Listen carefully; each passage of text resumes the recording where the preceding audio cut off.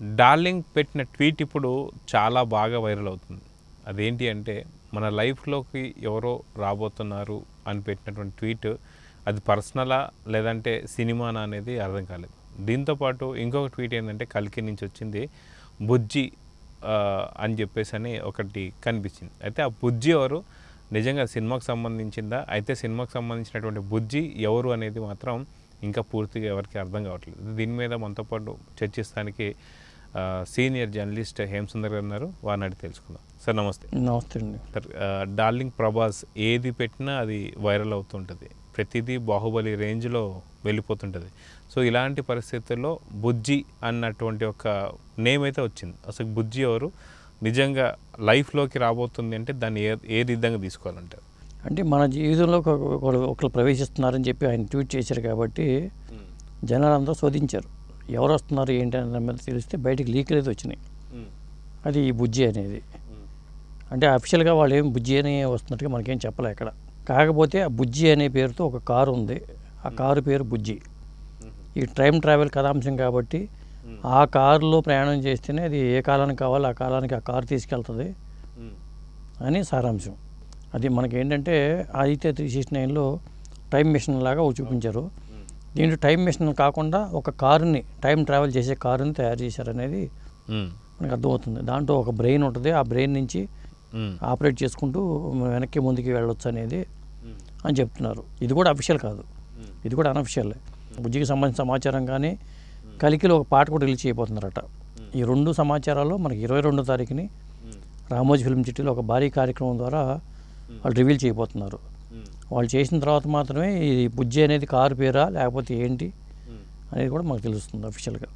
అయితే కల్కి సినిమాలో హీరోయిన్ పేరు కూడా బుజ్జి అయి ఉండొచ్చు. సో ఇప్పటికే ప్రభాస్ని ఇంట్రడ్యూస్ చేశారు కాబట్టి ఖచ్చితంగా బుజ్జి అని చెప్పి హీరోయిన్ కూడా ఇంట్రడ్యూస్ చేసే అవకాశం ఉందని మరికొందరు అంటున్నారు. దాని మీద ఉంటారు అంటే దీపికా పదుకునే ఉంది, దిశా పటానే ఉంది, ఇంకా చాలామంది ఉన్నారు కదా. మనకి బుజ్జి అనేది కాదు, ఒక కారు అయితే ఉంది. టైం ట్రావెల్ చేయడానికి ఒక కీలకమైన ప్రత్యేకమైన మన జీవితంలో ప్రవేశిస్తున్నారని, ప్రత్యేకమైన వారు ప్రవేశిస్తున్నారని చెప్పినప్పుడు కథకి కీలకం అనేది ఒక క్లారిటీ వచ్చేస్తుంది కదా. కీలకమైన పాత్ర ఉండాలి. ఆ కీలకమైన పాత్ర ఈ కారు. అది ఆ కారుతోనే వీళ్ళ సినిమా కథ అంతా నవ్వడానికి కారే కారణమైంది అని వాళ్ళు చూపించబోతున్నారు. మరి ఆ కారుని ఎలా తయారు చేశారు ఏంటి, అది మరి సెట్స్లో చేసి ఉంటారు ఇది నేను అనుకోవటం. ఎందుకంటే ఇలాంటి కార్లు చాలా ఉంది, దెయ్యం పట్టిన కార్లు కూడా చాలా ఉంటాయి. అజయ్ దేవ్ గారి సినిమా ఒక కారు ఉంటుంది. ఆ కారు దానికి అదే నైట్ ప్రవేశించి వెళ్ళిపోతూ ఉంటుంది. ఎవరు ఆపరేట్ చేయకుండా ఆఫీస్నే కానీ దానికి అదే స్టార్ట్ అయ్యి ఒక దెయ్యం నడుపుతూ ఉంటుంది ఆ కార్ని. ఆ తరహాలో కార్లు ఉన్నాయి. ఇలా రకరకాల సినిమాలు గతంలో కూడా వచ్చినాయి. కాకపోతే టైం మిషన్ లాగా కాకుండా ఒక కారుని పెట్టుకుని ఈ కథని నడిపాడని నాగేశ్వరిని అనుకోవచ్చు మనం. ఎందుకంటే దసరా బుల్లెట్ సినిమా చూసుకున్నప్పుడు కూడా నాగేశ్వర గారు ఒక ప్రత్యేకమైన కారు తయారు చేశారు. అది బీచ్ బగ్గీ అంటారు దాన్ని. అది బీచ్లో తిరిగే కారు చాలా అందంగా ఉంటుంది. మరి ఈ కార్ని ఎలా తయారు చేశారు, అలా అందమైన కారు లాగా చేశారా లేకపోతే ఏంటి, ఇది రోడ్ల మీద పరుగు పెట్టే కారు కాదా, ఇట్లాంటి అంశాలన్నీ ఉంటాయి. ఒక కారుతో కథ నడుపుతున్నారని అనుకుంటే, ఎందుకంటే ఒక మిషన్ కావాలి కాబట్టి, టైం ట్రావెల్ చేయడానికి ఒకటి కావాలి కాబట్టి అందరూ ఏమన్నారంటే ఒక వాచ్ ఏదో ఉంటుంది, ఆ వాచ్ని బటన్ నొక్కి టైంతో ట్రావెల్ చేస్తారని అనుకున్నారు. అది కాదు, కారుతో ట్రావెల్ చేస్తున్నాడు, అది రివీల్ చేయబోతున్నారని అంటున్నారు. అయితే కల్కి సినిమా పైన ఎన్నో రకాలైనటువంటి యొక్క అంచనాలు ఉన్నాయి. సో ఇప్పుడు బుజ్జి కావచ్చు, లేదంటే ఇంతకుముందు పోస్టర్లు కావచ్చు, సో ఎంతవరకు ప్రమోషన్కి దోహదపడతాయి అనుకోవచ్చు? ఇప్పుడు ప్రమోషన్ స్పీడప్ చేస్తున్నారండి. ఇప్పుడు ఎన్నికల ముందు చేయడంతో స్టార్ట్ చేస్తున్నారు. జనం మాట్లాడుకోవాలంటే ఎన్నికల తర్వాత అయితేనే ఫ్రీ కథ సినిమా గురించి మాట్లాడుకుంటారు.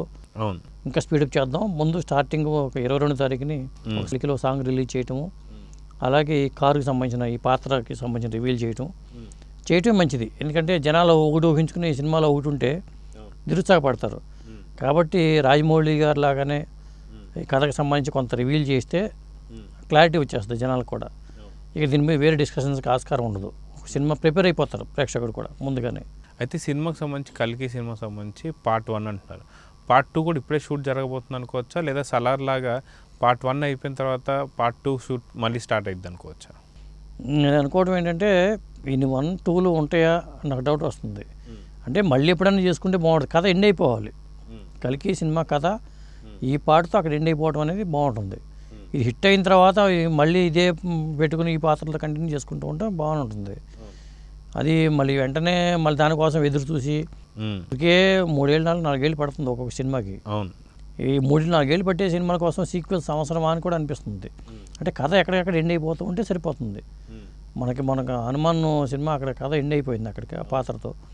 అలా ఉంటే మనకి ఎన్నాళ్ళు పట్టినా పర్లా, 10 ఏళ్ళు పట్టినా మనం ఉంటాం. కానీ అది చూడాలి. దీంట్లో మళ్ళీ ఏంటంటే రిలీజు 27 తారీఖు రిలీజు, జూన్ 27. మరి జూలై 10వ తారీఖుని కమల్ హాసన్ భారతీయుడు. దీంట్లోనే కమల్ హాసన్ ఉన్నాడు కాబట్టి, దాంట్లో కమల్ హాసన్ ఉన్నాడు కాబట్టి కొంత 2 వారాలు గ్యాప్ ఉండాలనే ఉద్దేశంతో జూన్ 10కి డేట్ నిర్ణయించారంటున్నారు.